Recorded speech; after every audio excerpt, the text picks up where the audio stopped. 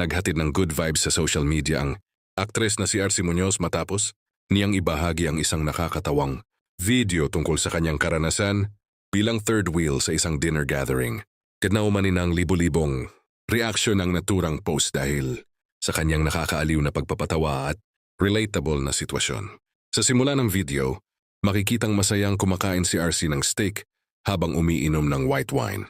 Ngunit ilang sandali lamang ay ipinakita ng kamera ang tunay na dahilan ng kanyang biro, ang magkasintahang sina Coco Martin at Julia Montes na magkatabing nakaupo at masayang nagkukwentuhan habang paminsan-minsan ay nagbubulungan, habang ang ibang bisita ay abala sa pakikipagkumustahan at pagpapalitan ng sweet moments.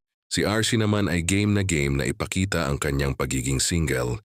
Makikita siyang nagro-roll ng kanyang mga mata, gumagawa ng mga nakakatawang ekspresyon at kunwaring nalulungkot habang umiinom ng wine, bagay na ikinatuwa ng maraming netizens.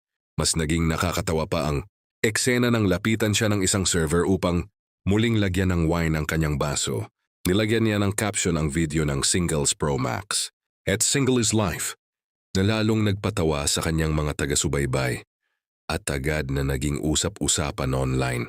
Hindi rin nagpahuli ang ilan sa kanyang celebrity friends sa pagre-react sa viral na post, kabilang sina Casey, Concepcion at Kakay Bautista na nagiwan ng mga laughing emojis sa comment section bilang pagsuporta sa nakakatawang content ng aktres. Marami naman sa mga netizens ang nagsabing sobrang relatable ng ibinahaging video ni RC, lalo na sa mga nakaranas ng maging third wheel sa mga pagtitipon. Sa kabila ng pagiging single, pinatunayan ni RC Muñoz na kaya niyang gawing katatawanan ang sitwasyon at maghatid ng saya sa kanyang mga tagahanga sa social media.